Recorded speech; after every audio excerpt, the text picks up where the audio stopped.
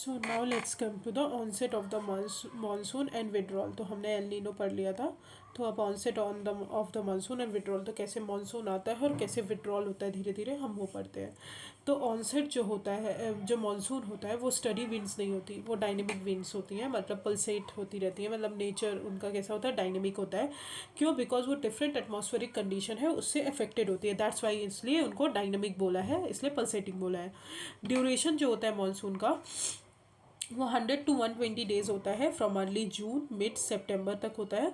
Around the time of its arrival, जब वो arrive होती है मानसून, उस टाइम में रेनफॉल जो है सडनली इंक्रीज होता है एंड ये कंटिन्यूज रहता है कॉन्स्टेंटली फॉर सेवरल डेज। ठीक है, कुछ डेज के लिए ये कंटिन्यू रहता है, मतलब बिल्कुल भी रेनफॉल बंद नहीं होती।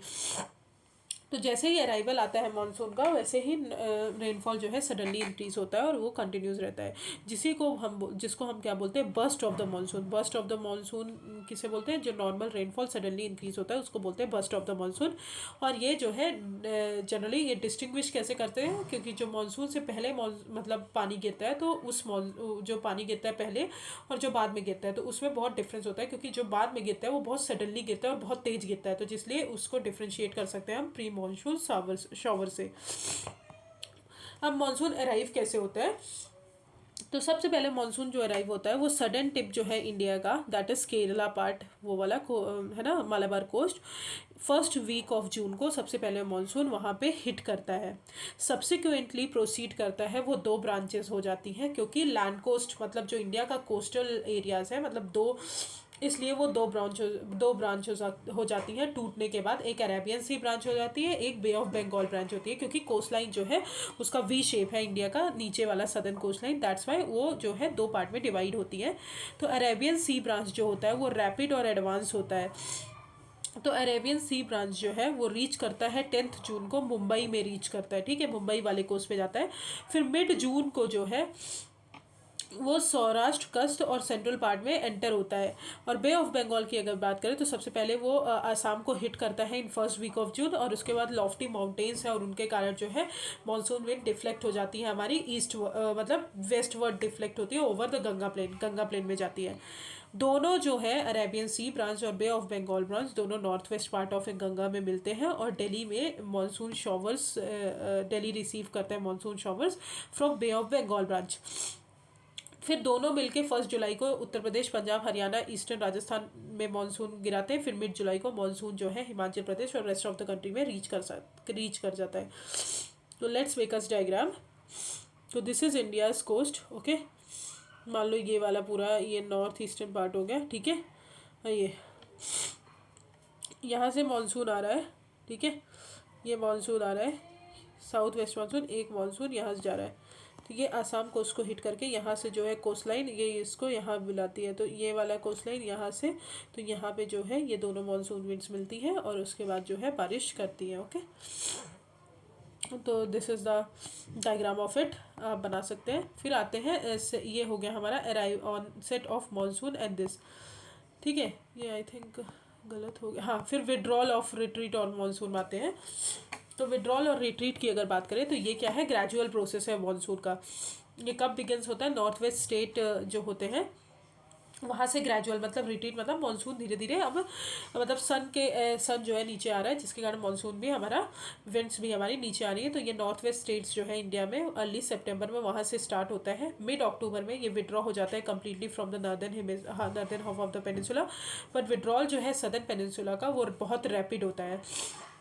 ओके, तो सबसे पहले सदर्न पेनिनसुला में हिट भी करता है, और सदर्न पेनिनसुला में जो हमारा विड्रॉल होता है वो रैपिड होता है as comparison to northern hemisphere. और अर्ली दिसंबर तक मानसून जो है पूरी तरह विड्रॉ हो जाता है रेस्ट ऑफ द कंट्री में। अब इम्पॉर्टेंट की बात करें, तो आइलैंड जो पहली बार मानसून विंड्स को रिसीव करता है, that is under south to north जो है from last week of April. और विड्रॉल जो है हमेशा नॉर्थ टू साउथ होता है in first week of December and Jan तक। ठीक है, ये विंटर मानसून होता है।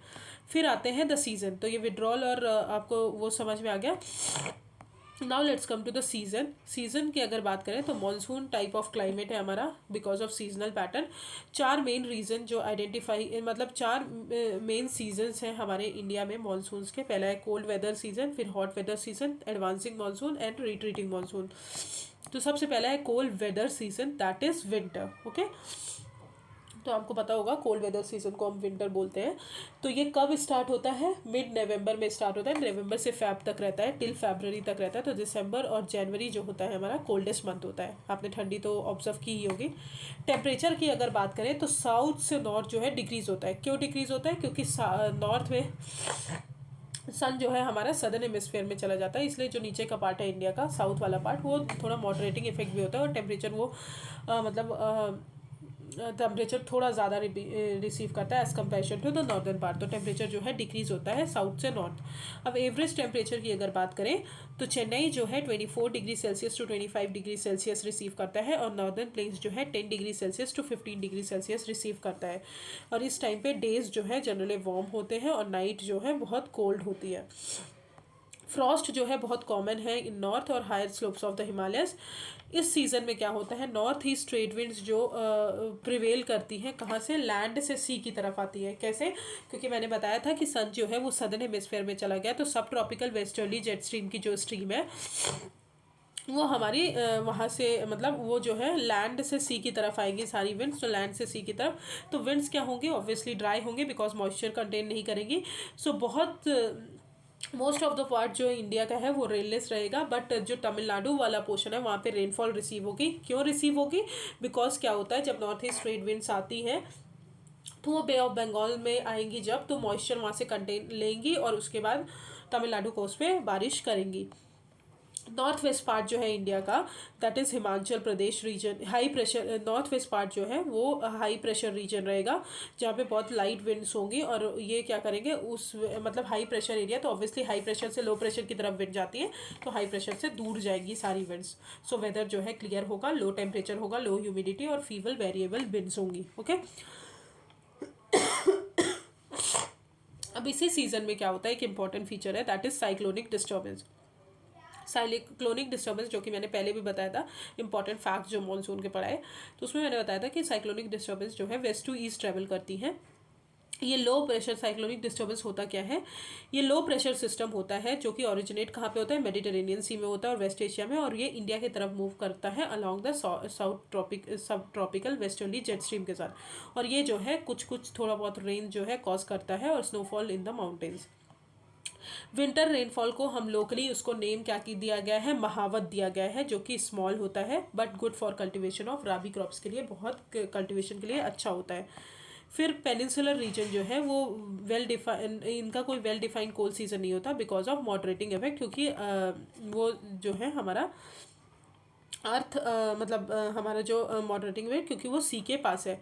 अब सेकंड जो है हमारा that is hot weather season. ये थोड़ा पेज इधर उधर हो गया है।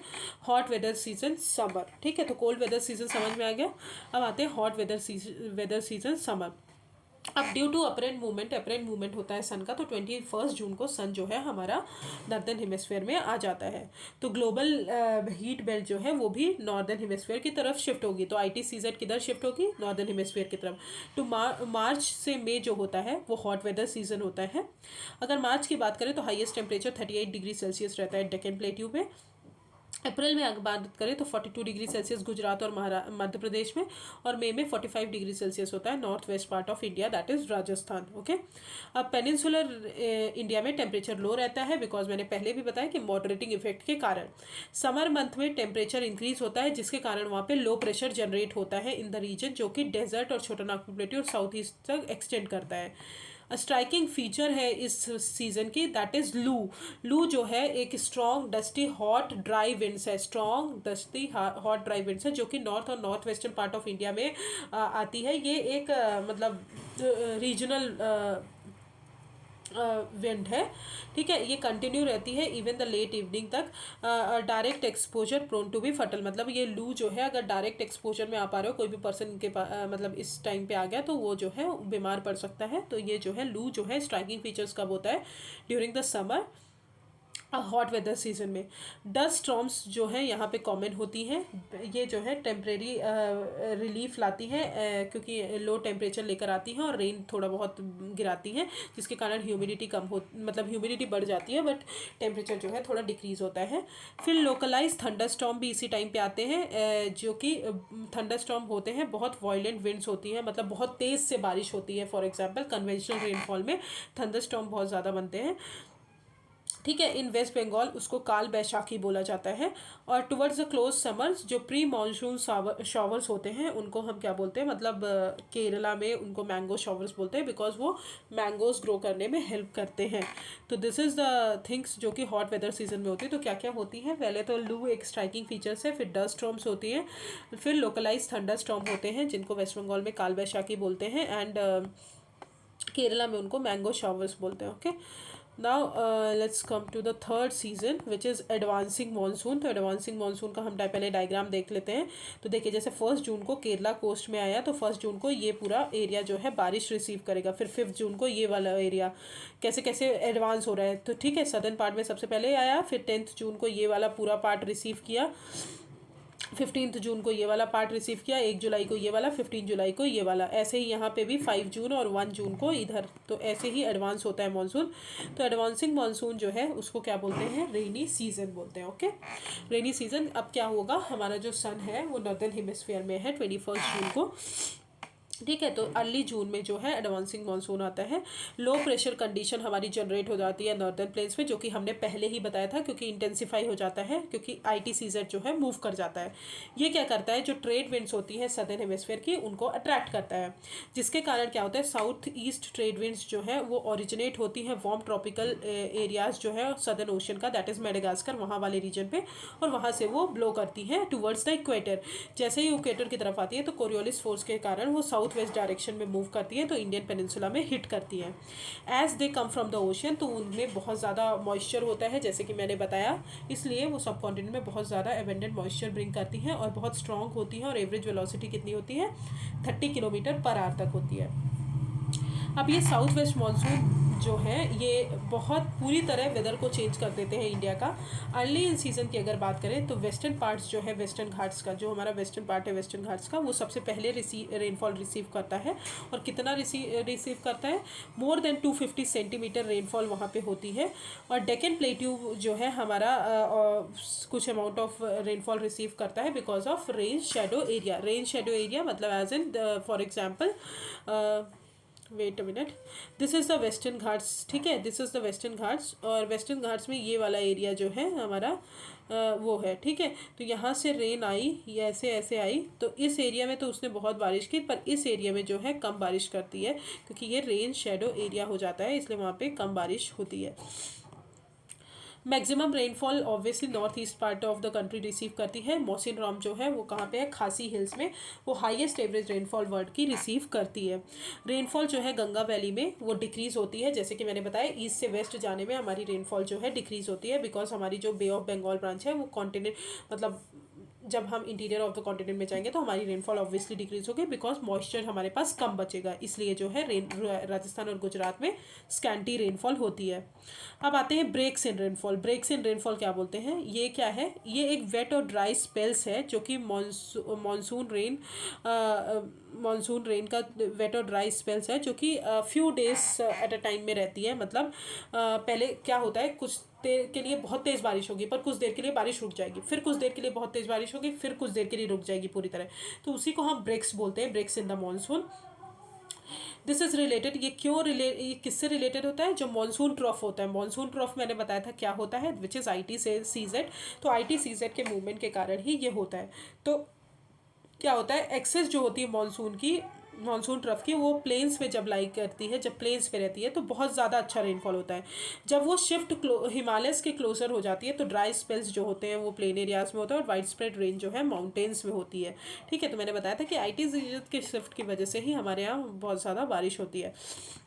अब आते हैं ट्रॉपिकल साइक्लोन्स और depression.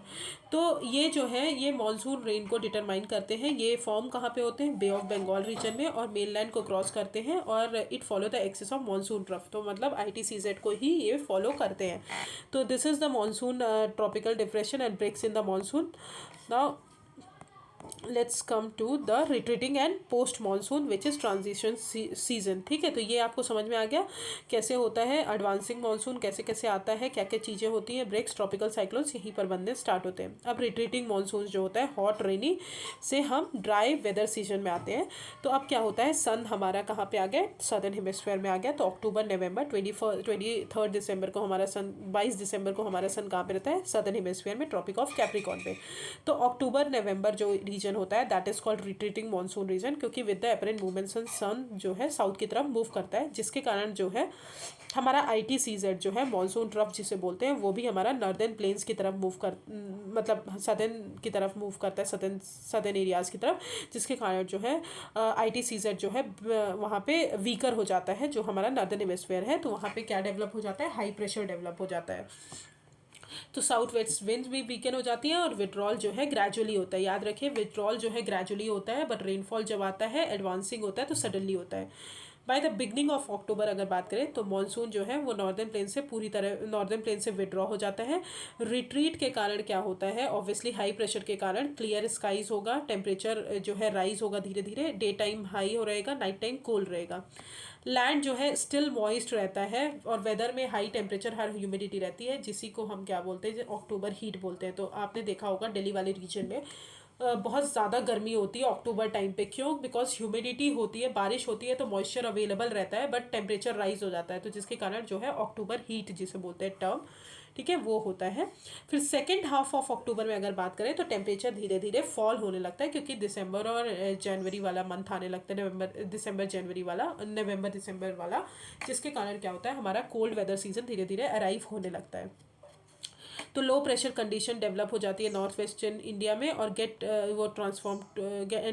Transfer to bay of Bengal. जो लो प्रेशर कंडीशन थी वो बे ऑफ बंगाल वाले रीजन में ट्रांसफर हो जाती है। इस शिफ्ट के कारण क्या होता है, साइक्लोनिक डिप्रेशन बनते हैं कहाँ पे, बे ऑफ बंगाल रीजन में, अंडमान सी में, क्योंकि लो प्रेशर कंडीशन वहाँ पे हो जाती है with the apparent movement of ITCZ। ये साइक्लोन्स जो है ईस्ट कोस्ट को क्रॉस करते हैं और हैवी रेनफॉल और वाइड स्प्रेड रेन जो है हमको प्रोवाइड करते हैं इंडियन कोस्ट पर, और ये बहुत डिस्ट्रक्टिव होते हैं, क्योंकि गोदावरी कृष्णा कावेरी डेल्टा जो है उसको डैमेज करते हैं, प्लस लाइफ और प्रॉपर्टी भी डैमेज करते हैं। ओके, तो this is the retreating monsoon season. Now let's come to distribution of rainfall. तो हमने देख लिया है कि पार्ट ऑफ वेस्टर्न कोस्ट और नॉर्थ ईस्ट जो है ऑब्वियसली वहाँ पे साउथ वेस्ट मानसून सबसे पहले हिट करता है, तो 400 सेंटीमीटर रेनफॉल एनुअली रिसीव करते हैं। फिर राजस्थान, वेस्ट राजस्थान, गुजरात, हरियाणा, पंजाब, ये जो है इक्वली लो इन इंटीरियर, मतलब जो रेनफॉल होती है लेस देन 60 सेंटीमीटर होती है, बिकॉज ऑफ यहाँ पे जो है मानसून ईस्ट से वेस्ट जाने पे डिक्रीज होता है। लेह जो है जम्मू एंड कश्मीर में, वो भी लेस रेनफॉल रिसीव करता है, बिकॉज नॉर्दर्न, बिल्कुल नॉर्दर्न मोस्ट पार्ट पे है, और रेस्ट ऑफ द कंट्री जो है मॉडरेट रेनफॉल रिसीव करती है। Okay, so this is the distribution of rainfall. Now let's come to monsoon as a unifying bond. तो यूनिफाइंग बॉन्ड जो है मानसून को क्यों कहा गया है, इसलिए बोला गया है कि जब भी हिमालयास में हमारा वेस्टर्न साइड, मतलब हमारे मेडिटेरेनियन सी से जो भी विंड्स आती हैं वो क्या करती हैं, कोल्ड विंड्स जो आती हैं, हिमालयास जो है उनको प्रोटेक्ट करता है हमारे कंट्री को from the cold winds. Peninsular plateau जो है अंडर द ये हमेशा इन्फ्लुएंस में रहता है तीन साइड के ओशन से, जिसको हम क्या बोलते हैं, पेनिनसुला बोलते हैं, जिसको हम क्या बोलते हैं, पेनिनसुला बोलते हैं। फिर सीजनल ऑल्ट्रेशन होती है विंड सिस्टम में, और बहुत सारे वेदर कंडीशंस होती है जो रिदमिक साइकिल ऑफ सीजन को प्रोवाइड करती हैं, फॉर एग्जाम्पल एंड, और ये सब फीचर्स जो हैं हमको हेल्प करती है किसमें, उनके एनिमल और प्लांट लाइफ में, लैंडस्केप में, एग्रीकल्चर कैलेंडर में, पीपल लाइफ में, फेस्टिव्स में। और ये जो है ये पूरा फिनोमिना रिवॉल्व होता है अराउंड द हमारे मानसून के, और ये जो है इस वजह से हमारा जो मानसून है वो पूरी कंट्री को एक एज अ यूनिफाइंग फोर्स की तरह बाइंड करता है, जो कि हमको एग्रीकल्चर एक्टिविटीज़ के लिए भी हेल्प करते हैं। ओके, तो this is the monsoon as a unifying bond. Okay, this is the end of chapter. I hope climate आपको बहुत अच्छे से समझ में आया हो। जो भी अगर कोई भी डाउट है तो आप मुझे बता दीजिएगा, मैं एक छोटे छोटे भी सेशन बना दूंगी इन पे, रिट्रीटिंग मानसून और इन सब पे। Okay, now let's come to the 5th chapter which is natural vegetation and wild life. तो नेचुरल वेजिटेशन और वाइल्ड लाइफ हमने पहले भी पढ़ा है, बट हमने एज अ होल पढ़ा है, होल मतलब होल अर्थ पे कैसे हमारा वेजिटेशन और वाइल्ड लाइफ डिवाइडेड है।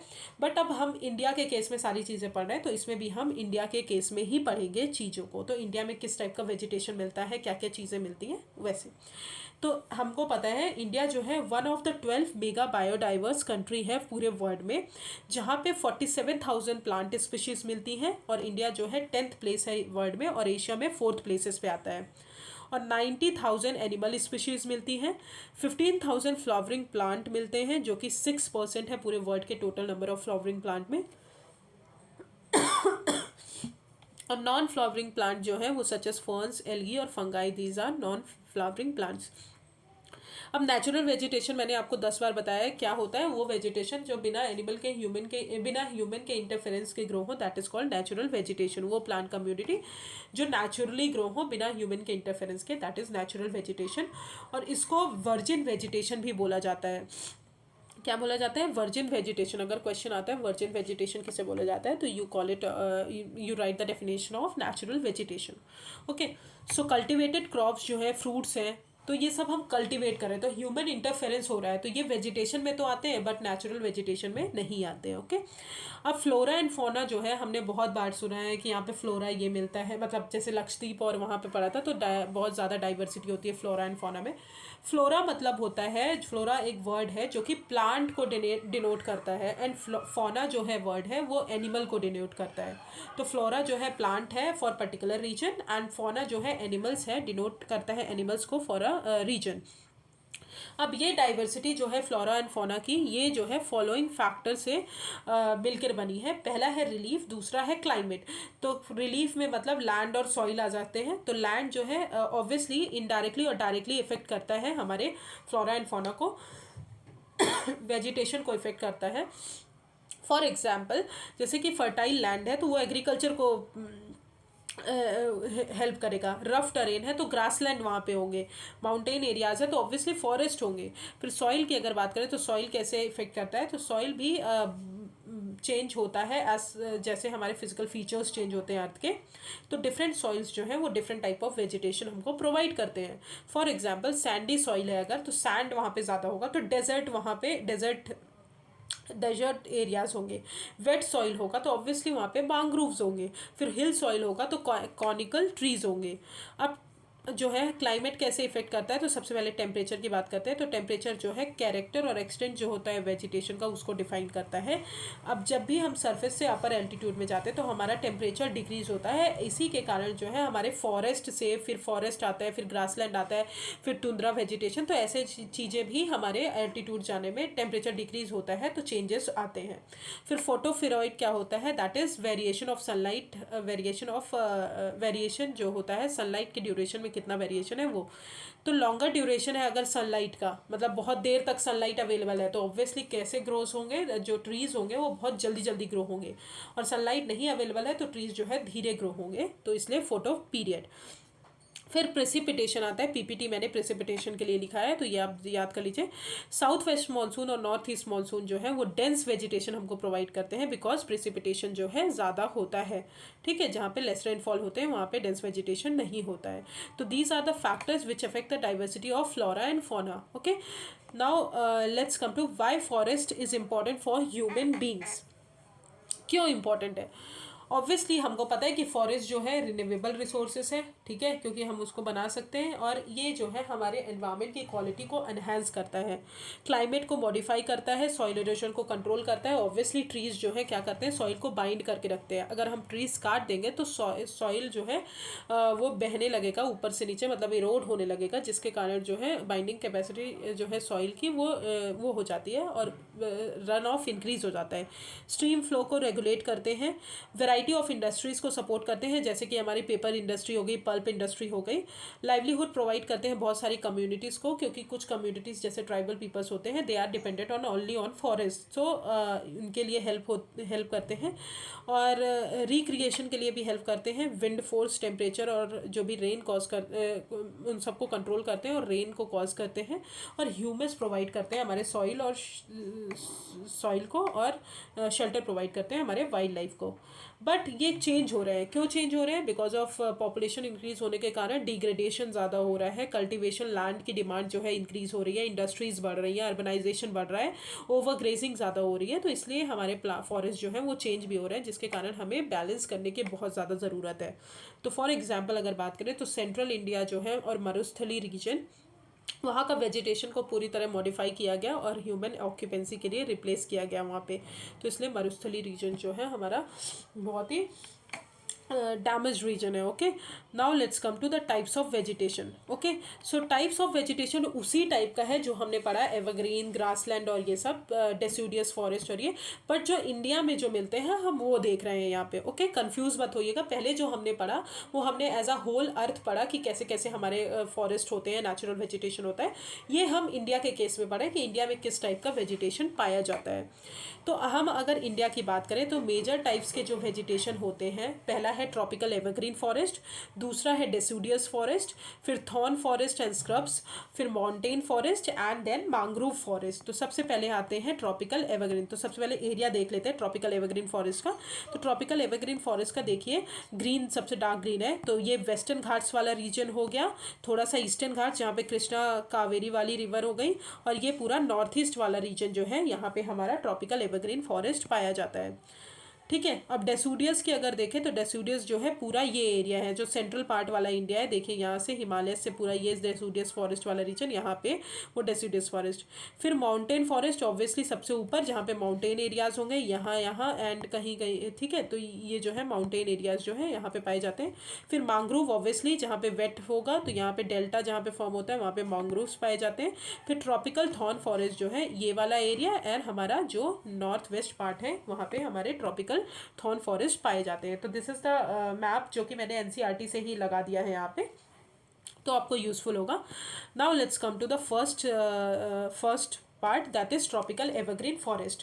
तो ट्रॉपिकल एवरग्रीन फॉरेस्ट कहाँ मिलता है, सबसे पहले रीजन देख लेते हैं, तो उससे पहले हम रेनफॉल देख लेते हैं। तो ट्रॉपिकल एवरग्रीन फॉरेस्ट वहाँ पे होते हैं, ऑब्वियसली एवरग्रीन हमेशा ग्रीन रहे, हमेशा फॉरेस्ट रहे, तो ये कहाँ पे ग्रो होंगे, जहाँ पे सबसे ज़्यादा बारिश होगी। अभी हमने देखा कि कहाँ पे सबसे ज़्यादा बारिश होती है, जो साउथ वेस्ट मानसून आता है वो हमारे वेस्टर्न घाट्स में बारिश करता है, western part of western Ghats में बारिश करता है, और हमारा नॉर्थ ईस्टर्न पार्ट में बारिश करता है। तो मोर देन 200 सेंटीमीटर रेनफॉल होगा, विथ शॉर्ट ड्राई सीजन होगा।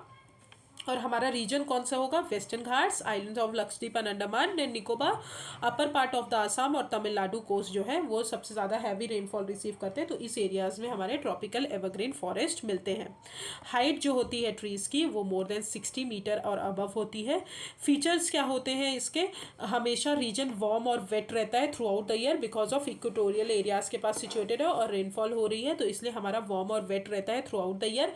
सो बहुत ज़्यादा लग्जरियंट वेजिटेशन हमको मिलता है, जैसे कि ट्रीज हो गए, शब्स हो गए, क्रीपर्स हो गए, मल्टी लेयर्ड स्ट्रक्चर हो गए, वैसे मिलता है। यहाँ के डेंस कैनोपी होती है, तो हमारे जो ग्राउंड है, ये मैंने आपको पहले पढ़ाया था कि हमारा जो कैनोपी होती है यहाँ की बहुत बड़ी बड़ी होती है, जिसके कारण जो नीचे के ट्रीज हैं वो कम रेनफॉल मतलब कम सनलाइट रिसीव करते हैं। For example this is a trees, तो यहाँ के जो भी ट्रीज होते हैं वो कम सनलाइट रिसीव करते हैं, क्योंकि ये पूरी डेंस कैनोपी वहाँ पे, तो ग्राउंड पे सनलाइट जो है वो कम आती है। ओके, यहाँ पे कोई डेफिनेट टाइम नहीं होता ट्रीज़ को कि वो अपनी लीव्स को शेड करेंगे, बिकॉज यहाँ पे थ्रू आउट द ईयर जो है वार्म और वेट क्लाइमेट रहता है, सो हमेशा ये ग्रीन अपीयर होते हैं। अब इंपॉर्टेंट ट्रीज कौन कौन से होती हैं, तो ebony, mahogany, rosewood, rubber and cinchona, these are the important trees जो कि हमको ट्रॉपिकल एवरग्रीन फॉरेस्ट में मिलती हैं। और इंपॉर्टेंट एनिमल्स कौन कौन से होते हैं, elephant, monkey, lemur, deer, one horn rhino, birds, bats, scorpion, snails जो हैं ये हमको यहाँ पे मिलते हैं। ओके, तो ट्रॉपिकल एवरग्रीन फॉरेस्ट समझ में आ गया। अब ट्रॉपिकल डेसिडियस फॉरेस्ट, तो ट्रॉपिकल डेसिडियस फॉरेस्ट मतलब थोड़ा सा कम रेनफॉल, जो एवरग्रीन फॉरेस्ट है वहाँ पे सबसे ज़्यादा रेनफॉल होती है, डेसिडियस में कम रेनफॉल होती है। तो ये जो है मोस्ट वाइड स्प्रेड है इंडिया में पूरे, मतलब सबसे ज़्यादा कौन सा पाया जाता है, ट्रॉपिकल डेसिडियस फॉरेस्ट ही इंडिया में पाया जाता है। रीजन जो कि मैंने ऊपर आपको मैप में बताया था। अब इसमें सबसे पहले मैं आपको एक चीज़ बता देती हूँ कि ट्रॉपिकल डेसिडियस फॉरेस्ट है on the availability of water, ये दो टाइप में डिवाइडेड है।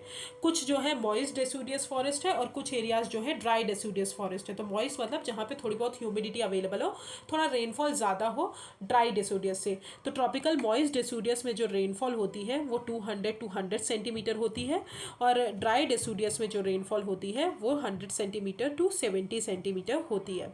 रीजन जो है मॉइस्ट डेसिडियस का वो मोस्टली ईस्टर्न पार्ट होता है, जैसे कि हमारा नॉर्थ ईस्ट हो गया, foothills of the Himalayas, Himalayas का जो फुटहिल्स हो गया, Jharkhand, west Orissa, Chhattisgarh and eastern slopes of western Ghats, ठीक है, वहाँ पे होता है। और ये रीजन जो है रेनियर पार्ट ऑफ पेनिसुला, जैसे कि बिहार और यूपी, वहाँ पे मिलता है। अब इंपॉर्टेंट ट्रीज कौन से होते हैं मॉइस्ट डेसिडियस के? टीक हो गया जो कि मोस्ट डोमिनेंट ट्री है पूरे डेसिडियस फॉरेस्ट का। फिर आते हैं बैम्बूज, साल, शीशम, सैंडलवुड, खैर, मलबरी, कुसुम, अर्जुन, ये जो है ये सारे ट्रीज हैं। ट्रीज के नाम याद कर लीजिए, बहुत इंपॉर्टेंट है।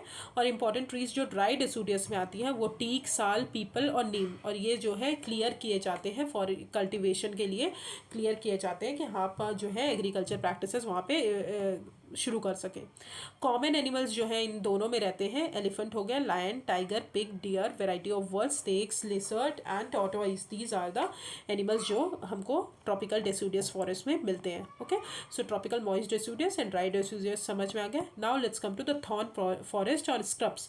तो ये जो एरिया है ये ट्रॉपिकल डेसिडियस फॉरेस्ट से एरियाज जो है उससे भी कम रेनफॉल रिसीव करते हैं, उनको थॉर्न फॉरेस्ट और स्क्रब्स बोलते हैं। ये रेनफॉल जो रिसीव करते हैं ये less than 70 centimetre rainfall receive करते हैं और थॉर्नी और बुशेस होते हैं। ओके, अब रीजन जो है ये कौन सा होगा? ऑब्वियसली यहाँ पे कम रेनफॉल होगी तो हमारा राजस्थान, गुजरात वाला रीजन और part of MP, UP, Chhattisgarh और हरियाणा कहीं कहीं पर यहाँ भी होते हैं। प्लांट स्पीशीज जो है थॉर्न फॉरेस्ट में वो अकैकियास, पाम, यूफोरबायस, कैक्टी जो है ये प्लांट स्पीशीज मिलते हैं। ट्रीज जो है वो स्कैटर रहती हैं और उनके लॉन्ग रूट्स रहते हैं। याद कर लीजिए ट्रीज के जो है लॉन्ग रूट्स रहते हैं। क्यों लॉन्ग रूट्स रहते हैं? बिकॉज इसलिए क्योंकि वो जो है मॉइस्चर अवेलेबिलिटी उनको प्रोवाइड होती रहे, क्योंकि एज अ रेनफॉल वहाँ पे अवेलेबल नहीं होती, तो रूट्स जो है डीप पेनिट्रेटिंग रूट्स होते हैं जो कि सॉइल में बहुत नीचे तक होते हैं to get the moisture for the plant. इसकी वजह से वहाँ पे थोड़े बहुत प्लांट्स ग्रो कर पाते हैं। स्टेम्स जो है succulent to conserve water and leaves जो है बहुत थिक होती हैं और स्मॉल होती हैं टू मिनिमाइज एवोपरेशन। थिक होती है और स्मॉल होती है टू मिनिमाइज एवोपरेशन। ओके, जैसे मोटा कपड़ा है, मोटे कपड़े में अगर बारिश गिरी तो वो सूखने में बहुत ज़्यादा टाइम लेता है, मतलब अगर हमने धुला, और पतला कपड़ा सूखने में बहुत कम टाइम लेता है। तो इसलिए लीव्स जो होती हैं हमारे डेजर्ट एरियाज़ की वो थिक होती हैं और हमारे रूट्स जो होते हैं वो डीप रूट्स होते हैं, बिकॉज कि वो मॉइस्चर हम पूरा टाइम गेट करते रहें।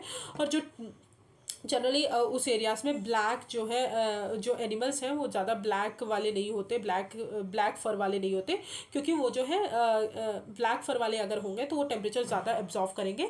तो वाइट फर वाले जो एनिमल्स हैं या फिर जो लाइट कलर्स होते हैं वो वाले एनिमल्स ज़्यादा मिलते हैं। किस लिए मिलते हैं? क्योंकि वहाँ पे जो है लाइट को वो रिफ्लेक्ट कर सकें, ना कि एब्जॉर्व करें। ओके, तो this is the thorn forest and scrubs. It is very important, ठीक है, आपको समझ में आ गया। Now let's come to the fourth which is mountain forest. तो माउंटेन फॉरेस्ट की बात करें तो ये आपको पता होगा कि ये माउंटेन फॉरेस्ट नाम से ही समझ में आ रहा है कि माउंटेन एरियाज पे मिलेंगे। तो इन दिस एरियाज टेम्परेचर क्या होता है? डिक्रीज होता है विथ इंक्रीजिंग एल्टीट्यूड, जिसके कारण हमारे जो वेजिटेशन है उनका सक्सेशन होता है। सक्सेशन का मतलब चेंज, एक चीज़ को दूसरा चीज़, दूसरे को तीसरा, तीसरे को चौथा, तो ऐसे जो है सक्सेशन होता है। तो so succession of natural vegetation occurs as same way जब जैसे हम ट्रॉपिकल से टुंड्रा जाते हैं। ठीक है, तो अब देखते हैं, जैसे कि यहाँ डायग्राम में देख लेते हैं। तो सबसे पहले ट्रॉपिकल एवरग्रीन मिलता है, फिर सब ट्रॉपिकल मिलता है, फिर टेम्परेट एवरग्रीन, फिर ग्रासलैंड, फिर एल्पाइन, फिर टुंड्रा। तो ऐसे जो है सक्सेशन होता है नेचुरल वेजिटेशन का। तो between height of 100 metre, 1000 to 2000 metre अगर बात करें तो हमको वेट एवरग्रीन फॉरेस्ट फाउंड होता है, जो कि फुटहिल्स ऑफ द हिमालयस में मिलते हैं। ब्रॉड लीफ होते हैं सच एज ओक्स और चेस्टनट जैसे प्लांट मिलते हैं। फिर between height of 1500 to 3000 metre temperate forest होता है। ये जो है कॉनिफेरस ट्रीज को कंटेन करते हैं। कॉनिफेरस ट्रीज मतलब कोन वाले, मतलब जो शेप के जो लीव्स होती हैं उनके जो शेप होते हैं वो कोन्स की तरह होते हैं, लाइक पाइन, देवदार, सिल्वर फर, स्प्रूस और सिडार। ठीक है, कवर जो ये generally most and southern slopes जो है हिमालयस का उनको कवर करते हैं और प्लेसेस जो कि हाई एल्टीट्यूड में है सदर्न और नॉर्थ ईस्टर्न इंडिया में। हायर एलिवेशन अगर उससे ऊपर जाएंगे थोड़ा तो टेम्परेट ग्रासलैंड हमको मिलेंगे। फिर हाइट जो है 3600 metre above the sea level है, तो वहाँ पे एल्पाइन फॉरेस्ट मिलेगा, वेजिटेशन, जहाँ पे silver fir, junipers, pines, birches और ये सब मिलते हैं।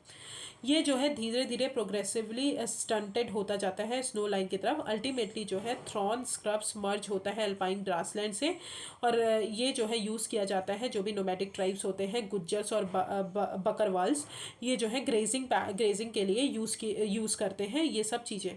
फिर आते हैं सबसे ऊपर, जब आता है तो हमारा आता है tundra vegetation, that is mosses और लाइकेंस जो है वहाँ पे मिलते हैं। तो ये जो है धीरे धीरे सक्सेशन होता है।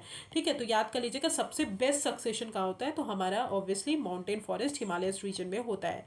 अब कॉमन एनिमल कौन कौन से हैं, स्नो लिपर्ड हो गया, याक हो गया, Kashmir stag, spotted deer, wild sheep, jack rabbit, Tibetan antelope, goats and thick hair, goats with thick hair, shaggy horn bear और रेड पांडा। तो ये जो है कॉमन एनिमल्स हो गए। फिर आते हैं मॉन्ग्रोव फॉरेस्ट, वेरी इंपॉर्टेंट। ये जो है ऑब्वियसली अभी हमने मैप में दिखाया था, कोस्टल एरियाज में मिलते हैं, जो कि कोस्टल एरियाज टाइड से अफेक्टेड होते हैं। मड और सिल्ट जो है वो एक्यूमुलेट हो जाता है उस कोस्ट में, और डेंस मैंग्रोव्स जो है वहाँ पे कॉमन है, जहाँ पे रूट्स जो है उन प्लांट्स के, जो भी मैंग्रोव्स के रूट्स जो हैं वो जो है सी के अंदर, मतलब वाटर के अंदर सबमर्ज रहते हैं। रीजन जो है delta of Ganga, Mahanadi, Krishna, Godavari and Kaveri. Trees in Ganga Brahmaputra delta की अगर बात करें तो सुंदरी ट्रीज जो है वहाँ पे मिलता है, जो कि ड्यूरेबल हार्ड टिम्बर प्रोवाइड करता है। फिर पाम, कोकोनट, केवड़ा, अगर एट्सेट्रा ये सब भी मिलते हैं।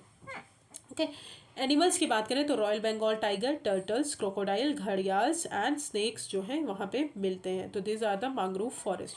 Now let's come to the wild life. Okay, तो आपको आई होप नेचुरल वेजिटेशन बहुत अच्छे समझ में आ गया होगा, कहाँ कहाँ कौन सा वेजिटेशन मिलता है, क्या क्या प्लांट्स है, क्या क्या नहीं है, कहाँ पे कितनी रेनफॉल होती है। तो these are the some important factors जो कि these are the some important fact जो कि इंपॉर्टेंट है। Now let's come to the wild life. तो इंडिया जो है रिच तो है फ्लोरा में, पर इंडिया जो है फौना में भी रिच है। फॉर एग्जाम्पल 90,000 एनिमल स्पीशीज मिलते हैं, 2,000 बर्ड्स मिलते हैं जो कि 13% है पूरे वर्ल्ड टोटल का, 2546 फिश मिलती है जो कि 12% है वर्ल्ड स्टॉक का, और 5 to 8% जो है वर्ल्ड के एम्फीबियंस, रेप्टाइल्स और एनिमल्स जो है यही मिलते हैं।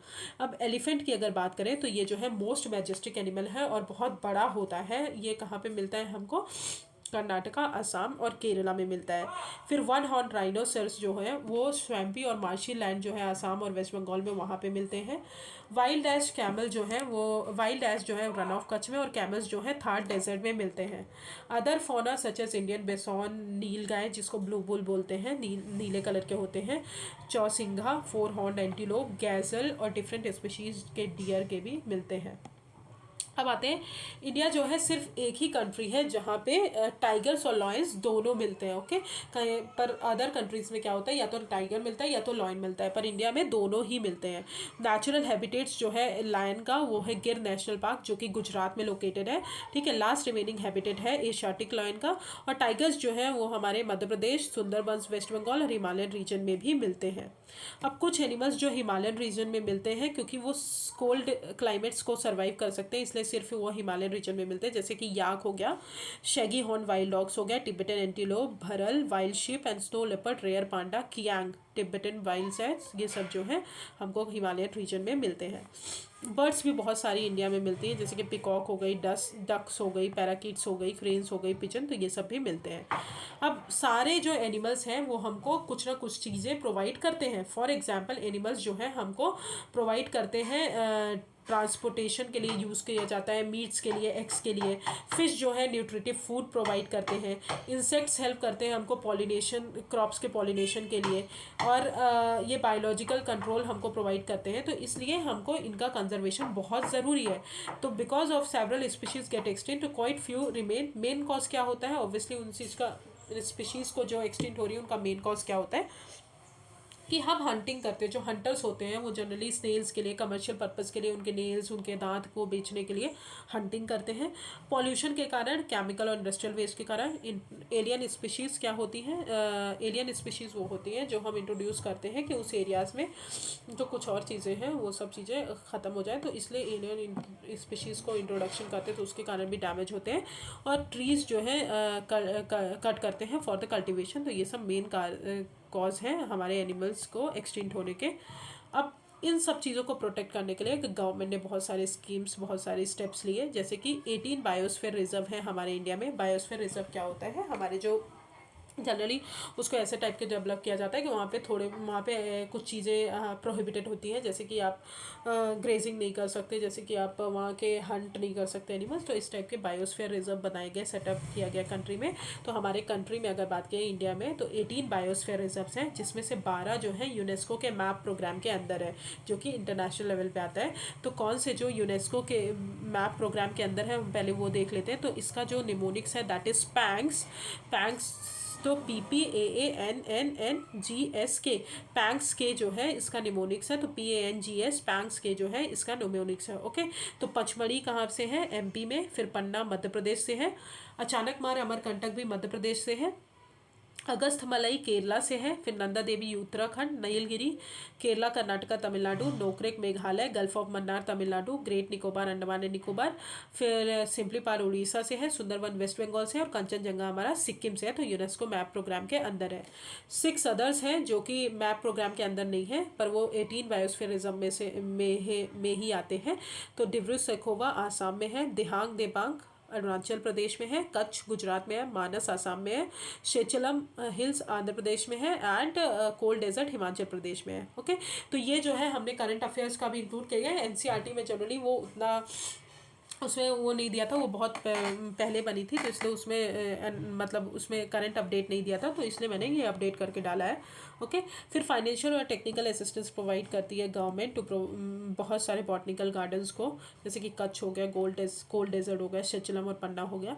Project tiger, project rhino, project great Indian bustard भी गवर्नमेंट ने लॉन्च किया इन सबको प्रोटेक्ट करने के लिए। और national parks, wild life sanctuary, zoological gardens भी बनाए हैं एनिमल्स को प्रोटेक्ट करने के लिए।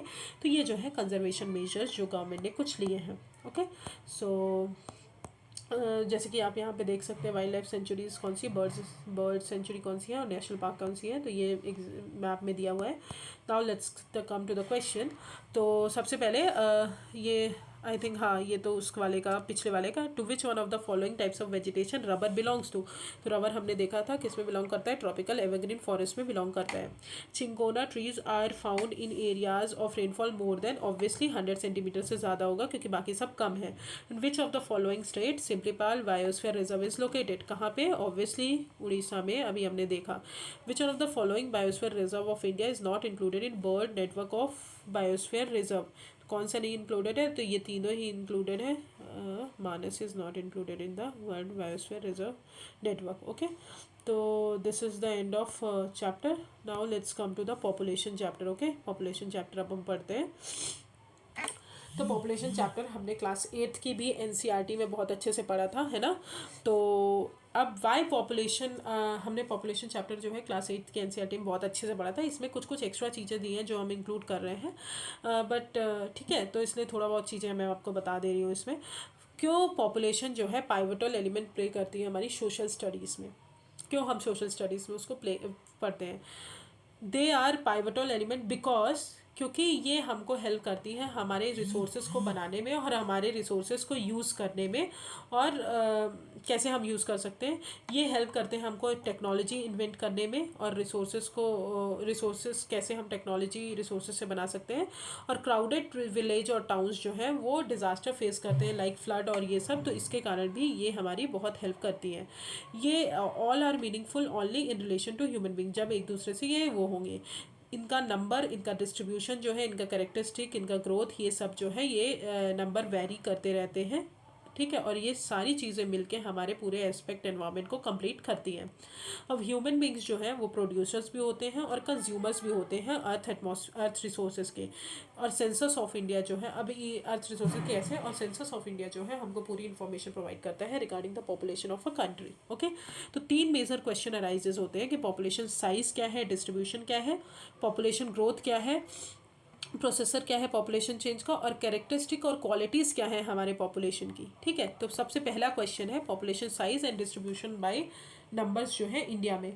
तो अब बात करें तो इंडिया की पॉपुलेशन बात करें, सेंसस 2011 के हिसाब से मार्च 2011 में 1210.6 मिलियन पॉपुलेशन है, जो कि 17% ऑफ द वर्ल्ड पॉपुलेशन है, क्या है 17% ऑफ द वर्ल्ड्स पॉपुलेशन। ये जो है अनइवनली डिस्ट्रीब्यूटेड है ऑब्वियसली, जो कि मैंने बताया कि एग्रीकल्चर एरियाज़ में ज़्यादा डिस्ट्रीब्यूटेड है, हिली एरियाज़ में कम है, तो अनइवनली डिस्ट्रीब्यूटेड है। हमारा जो इंडिया का वास्ट एरिया है वो 3.28 मिलियन किलोमीटर स्क्वायर है, जहाँ जो कि 2.4% ऑफ वर्ल्ड्स का एरिया वो करता है। जैसे कि अगर बात करें तो वर्ल्ड में पॉपुलेशन की बात करें तो 82.5%, इंडिया में 17.5% है, और वर्ल्ड में हमारा जो एरिया है 97.6% जो पूरे वर्ल्ड का एरिया है, जिसमें से 2.4% इंडिया का है। तो ये जो है हमारा डायग्राम हो गया। अब अकॉर्डिंग टू सेंसस 2011 की अगर बात करें तो यूपी जो है हमारा मोस्ट पॉपुलस स्टेट है, क्योंकि वहाँ पे सबसे ज़्यादा पॉपुलेशन है 199 मिलियन, जो कि 16% ऑफ द कंट्रीज पॉपुलेशन को अकाउंट करती है। हिमालयन स्टेट जो है सिक्किम, वहाँ पे 0.6 मिलियन पॉपुलेशन है। लक्षद्वीप में 64,429 पीपल हैं। तो आप देख सकते हैं कितना वेरिएशन है। मैंने बताया ना कि यूपी वाला रीजन जो है वो गंगा ब्रह्मपुत्र पूरे एलुवियल सॉइल है, जिसके कारण फर्टाइल प्लेन्स है, तो वहाँ पे जो है ज़्यादा पॉपुलेशन रहती है। हिमालयन स्टेट सिक्किम है जो हिमालयस के ऊपर है, तो वहाँ पे रग्ड टेरेन रहता है, जिसके कारण इतनी कम पॉपुलेशन रहती है। और लक्षद्वीप जो है ये एक आइलैंड ही है, तो वहाँ पे और भी कम लोग रहते हैं। Almost half of India's population जो है वो कहाँ रहती है, 5 स्टेट्स में रहती है, उत्तर प्रदेश, बिहार, महाराष्ट्र, वेस्ट बंगाल और आंध्र प्रदेश। ओके, तो आई होप ये सारी चीज़ें आपको समझ में आ रही हो, बिकॉज ऑफ लिंक करते जाइए टॉपिक को, सारे टॉपिक्स जो है एक दूसरे से लिंक है, ऐसे इसलिए मैं ऐसे ही पढ़ा रही हूँ। फिर राजस्थान जो है वो बिगेस्ट स्टेट है in terms of area, but वहाँ की पॉपुलेशन 5.5% है टोटल पॉपुलेशन की। क्यों कम है? ऑब्वियसली वहाँ पे डेजर्ट एरिया है, वाटर अवेलेबिलिटी बहुत कम है, जिसके कारण टेम्परेचर मतलब एक्सट्रीम टेम्परेचर होता है, इसलिए राजस्थान में मतलब पीपल्स जो है बहुत कम रहते हैं, डिस्पाइट ऑफ इतना बिग एरिया होने के कारण भी।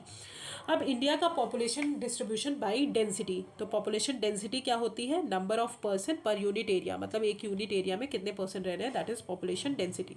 तो पॉपुलेशन डेंसिटी कहाँ ज़्यादा होगी? अगर हमने पिछले के हिसाब से पढ़ा तो ऑब्वियसली उत्तर प्रदेश और इस एरियाज़ में जो हमारा ये एरियाज़ है वहाँ पे ज़्यादा होगी, जहाँ पे हमारी जो एग्रीकल्चरल एरियाज़ है और एबेंडेंट रेनफॉल अवेलेबल है, तो वहाँ पे हाई डेंसिटी होगी पॉपुलेशन की। और स्टेट्स जहाँ पे हिमालयन एरियाज़ है, रग्ड टेरेन है, वहाँ पे स्पार्स पॉपुलेशन होगी।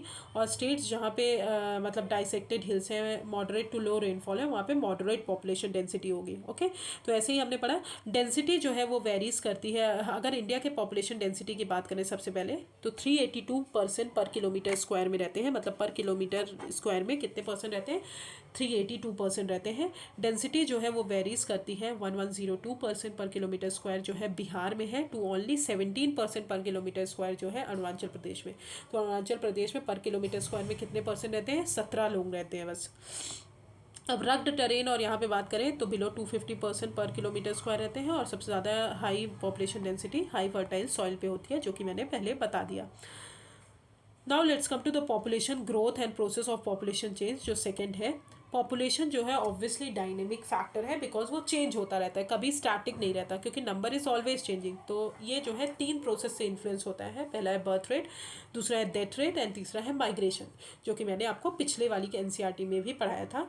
तो बर्थ रेट की अगर बात करें, पॉपुलेशन ग्रोथ की बात करें, तो पॉपुलेशन ग्रोथ मतलब कितने नंबर ऑफ इंडिविजुअल्स चेंज हो रहे हैं in a specific period of time पे, तो उसको हम पॉपुलेशन ग्रोथ बोलते हैं। और चेंजेस दो हैं, वो 2 टाइप से हम रिप्रेजेंट कर सकते हैं, एक्सप्रेस कर सकते हैं, जैसे कि एब्सोल्यूट नंबर हो गया और परसेंटेज चेंज पर ईयर हो गया।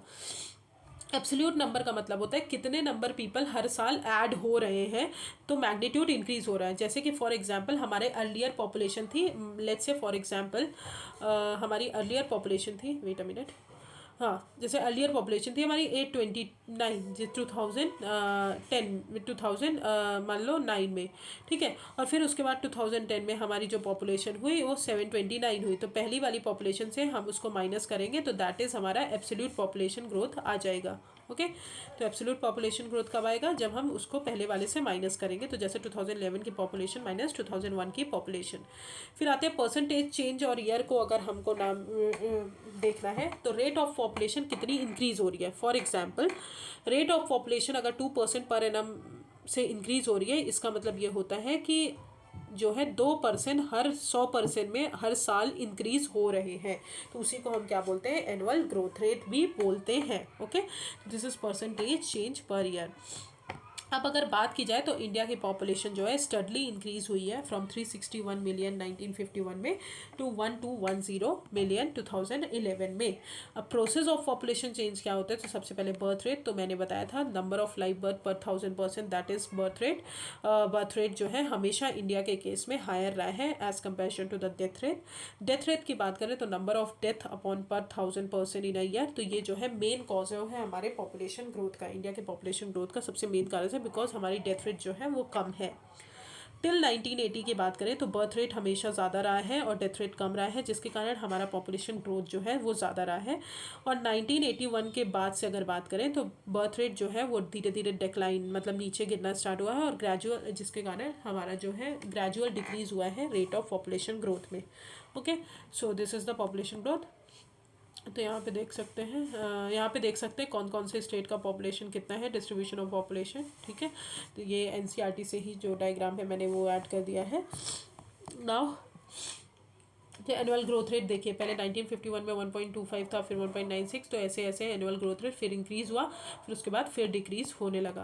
अब आते हैं इस third factor that is migration. तो माइग्रेशन का मतलब होता है कि मूवमेंट जो है इन और आउट, मतलब मूवमेंट जो है एक कंट्री से दूसरे कंट्री जा रहे हैं या दूसरे कंट्री से दूसरे स्टेट से एक दूसरे स्टेट से जा रहे हैं, तो movement of people across region that is migration. अब इंटरनल माइग्रेशन होता है, इंटरनल माइग्रेशन क्या होता है, जब एक ही कंट्री में हो रहा हो, ठीक है, जैसे कि इंडिया के अंदर ही माइग्रेशन हो रहा है, तो इसके कारण क्या होता है हमारे पॉपुलेशन का साइज जो है वो चेंज नहीं होता।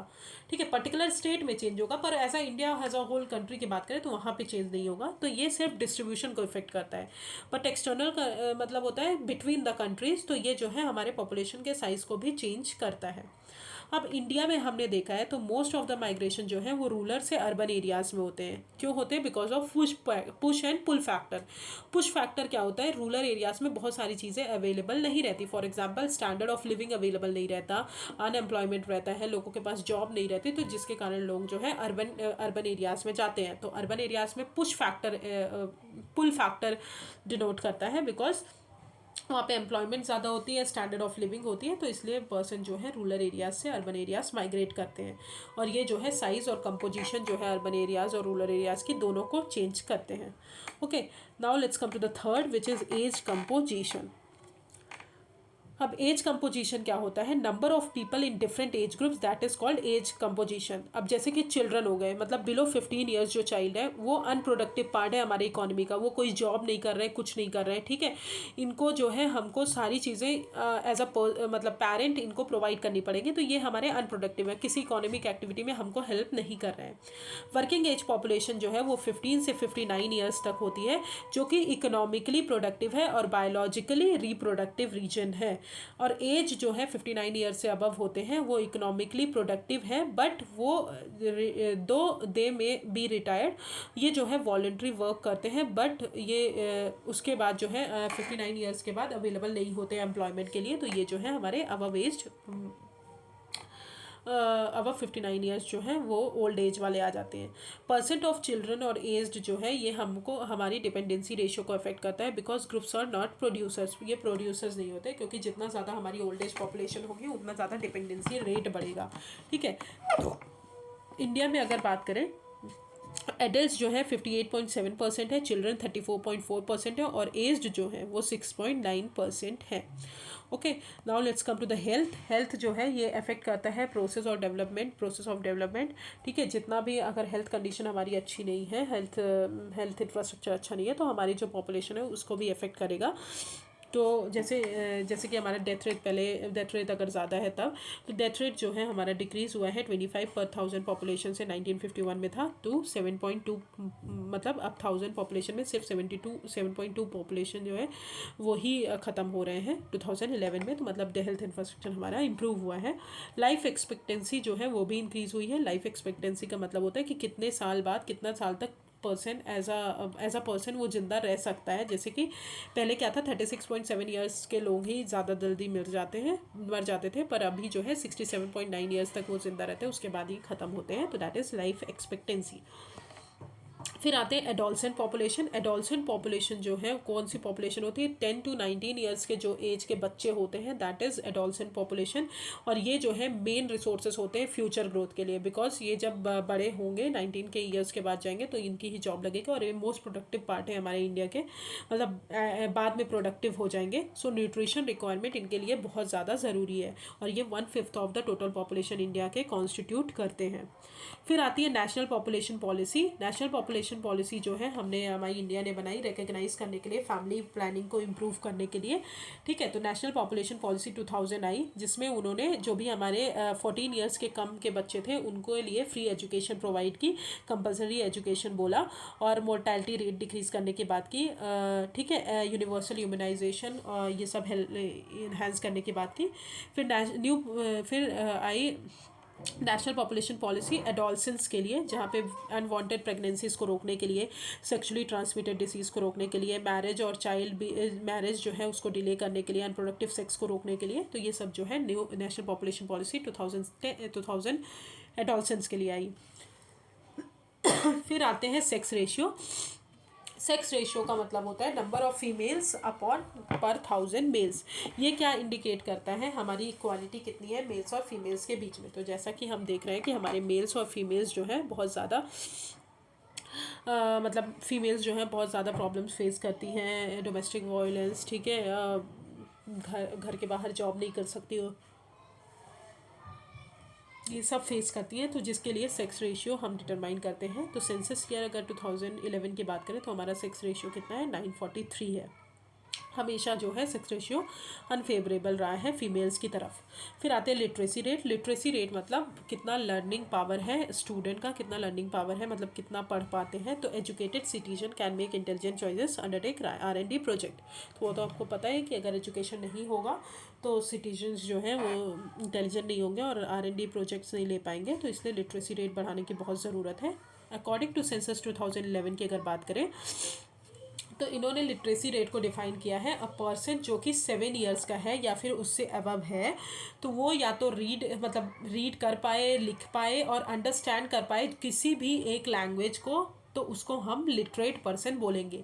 मतलब 7 ईयर्स का पर्सन और उससे बड़ा पर्सन जो है कि रीड कर पाए, मतलब पढ़ पाए, लिख पाए और उसको अंडरस्टैंड कर पाए, तो उसको हम लिटरेट बोलेंगे। तो ये अकॉर्डिंग टू सेंसस 2011 के हिसाब से डेफिनेशन है।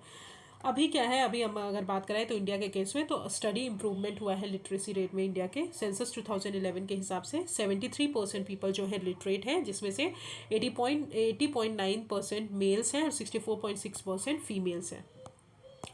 फिर आते हैं ऑक्यूपेशनल स्ट्रक्चर में।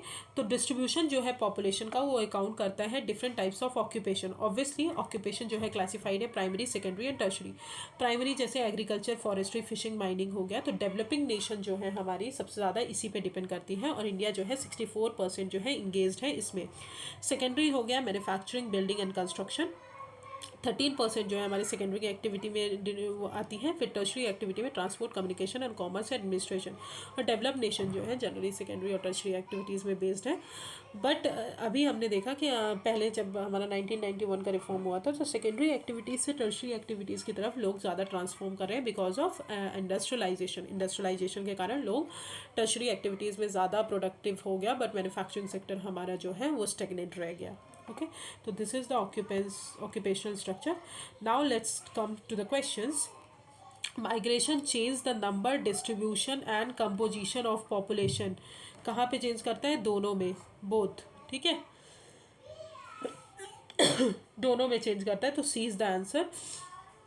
A large proportion of children in population, large proportion अगर चिल्ड्रन का हो रहा है पॉपुलेशन में तो क्या है, बर्थ रेट ज़्यादा है, ठीक है ना।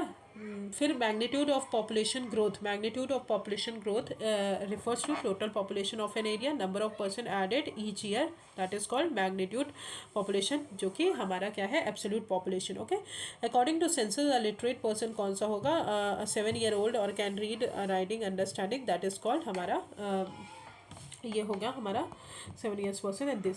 So this is the end of class 9th NCERT। I hope आपको सारी चीज़ें समझ में आ गई होगी। प्लीज़ आप लेक्चर्स को वॉच करिए, बिकॉज मैं देख रही हूँ लेक्चर को आप लोग नहीं देख रहे हैं। डोंट इग्नोर इट, क्योंकि आपने पिछले साल के पेपर्स देखे हैं। अगर आप उसको सोचेंगे समझेंगे क्या आ रहा है क्या नहीं आ रहा है, तो आपको बहुत यूज़फुल होगा। अगर आप नहीं देख रहे हैं, इट्स आप ही का लॉस होगा, कोई प्रॉब्लम नहीं है। बट अगर आप देख रहे हैं, then do tell me what you want. आपको जो भी ज़रूरत हो आप मुझे बताइए, जो भी स्टार्ट करना हो वो मुझे बताइए। Thank you so much, and देखते रहिए लेक्चर।